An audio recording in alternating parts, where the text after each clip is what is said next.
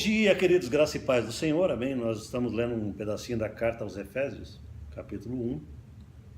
Ontem eu li o versículo 3 e hoje eu quero ler o versículo 4 em diante, que diz assim: como também Deus nos elegeu nele, nele quem? Em Jesus, antes da fundação do mundo, para que nós fôssemos santos e para que nós fôssemos irrepreensíveis diante dele em amor.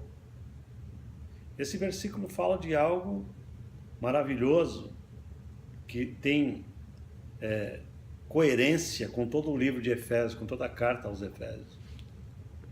A carta aos Efésios, como eu disse ontem, é uma maneira de apresentar uma nova relação com Deus, totalmente diferente da que o Antiga Aliança, o Antigo Testamento apresentava. Na Nova Aliança, Deus realizou tudo em Cristo, em nosso favor.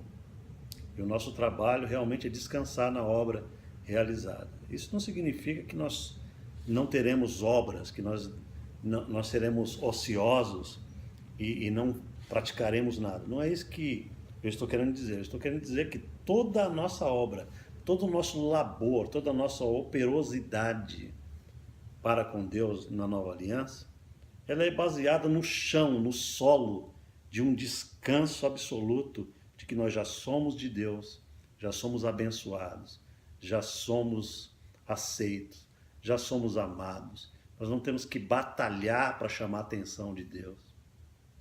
Nós não temos que suar para que Deus seja favorável. Nós não temos que fazer trocas e artimanhas para que Deus nos conceda favores. Porque essa é uma atitude pagã que não tem nada a ver com a revelação do Novo Testamento. Nesse versículo 4, Paulo diz que Jesus foi escolhido por Deus, o próprio Filho dele, Jesus, foi escolhido antes da fundação do mundo para ser o representante legal de uma nova raça, né? O que Paulo está dizendo para nós é que Jesus seria considerado como um novo Adão, assim como Deus criou o primeiro Adão, que foi o cabeça de uma raça inteira. Jesus agora seria, para Deus, na mente de Deus, Jesus seria considerado o segundo Adão, que é o Adão divino, que geraria para Deus uma nova raça redimida do pecado e da queda. O que Paulo está dizendo nesse versículo aqui, irmãos, é algo profundo, poderoso. Ele está dizendo que, assim como Deus escolheu Jesus, elegeu Jesus, para que ele fosse o cabeça de uma raça, todos nós que cremos no eleito Jesus Cristo, somos eleitos nele, né? Nós somos eleitos em Cristo, nós recebemos gratuitamente a eleição do eleito, com E maiúsculo. Nós somos eleitos nele, diz o versículo, antes da fundação do mundo, para que fôssemos santos e irrepreensíveis diante dele em amor. Antes da fundação do mundo, Jesus já era, na mentalidade de Deus, esse eleito que nos colocaria no estado de eleição, da sua própria eleição, para com ele. Isso é maravilhoso, né? A nossa eleição não é obra de fatalismo da parte de Deus, né? Não é uma obra arbitrária de Deus. A nossa eleição é uma obra de Cristo, daquilo que o eleito divino, Jesus Cristo, realizou em nosso favor. E isso para nós o que significa? Significa que hoje que nós estamos em Cristo Jesus, aos olhos de Deus, é o que ele está dizendo nesse versículo, nós somos santos e irrepreensíveis. O que significa essas duas palavras? Significa o seguinte, que nós não somos pessoas comuns. O santo não é uma pessoa que está associada com a ideia do comum, né? Santo é uma palavra que significa separado para uma finalidade útil. Então, Santidade, do ponto de vista de Deus, significa que eu e você, todos que cremos em Jesus, somos considerados de maneira absoluta, separados de maneira poderosa para a sua glória, para o seu uso. É isso que significa ser santo. E a palavra irrepreensível significa que, embora a gente tenha a possibilidade de cometer erros e pecados ainda, né? No entanto, Deus nos considera, aos olhos dele, como pessoas que não têm mácula. Eu estou falando algo aqui, irmãos, que não é comum na mentalidade normal da maioria dos cristãos.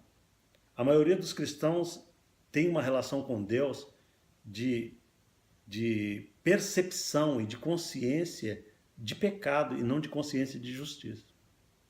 Eu poderia falar aqui por horas e horas e horas, porque eu tenho ciência do que eu estou falando. Eu tenho certeza de que a maioria, né, daqueles que se relacionam hoje com Deus, e isso não é culpa da igreja, é culpa daqueles que não ensinam, né, a realidade do Evangelho do Novo Testamento, e que não entendem que Deus, através do seu poder, né, operou uma obra tão gloriosa em nosso espírito, que ele não enxerga no meu espírito, no espírito do remido, ele não enxerga mácula, ele não enxerga repreensão. Deus não nos repreende, né, no pecado, por causa dessa questão que ele colocou em nós, a justiça perfeita do seu Filho. Nós somos santos e nós somos irrepreensíveis por causa da justiça de Cristo que é plantada em nosso espírito. Agora, isso não significa que a nossa conduta é irrepreensível. Muitas vezes a gente pode, usando um termo bem popular, a gente pode pisar na bola. A gente pode errar, a gente pode cometer aquilo que não é correto. A gente pode se enfraquecer. Mas entenda uma coisa, Deus lida conosco numa base em que Ele produziu em nós uma âncora, um poder, uma certeza, um fundamento inabalável para que nós possamos nos enxergar sempre nesse status e a gente possa se levantar dos nossos erros e a gente possa se voltar para aquilo que nós somos em Cristo Jesus, ao invés de ficar olhando para as nossas variações e as nossas ambiguidades, os nossos pecados. Isso é poderoso demais para aqueles que compreendem essa revelação. Porque se você compreende isso, você fala assim, aleluia, Deus. Graças te dou porque o Senhor não me olha em pecado. Não significa que Deus não vê pecado. Significa que Deus não me trata segundo o pecado, por causa daquilo que Ele realizou em Cristo, em nosso favor. Significa, amados irmãos, que eu posso ser corrigido pelo Pai, né, nos meus erros e transgressões.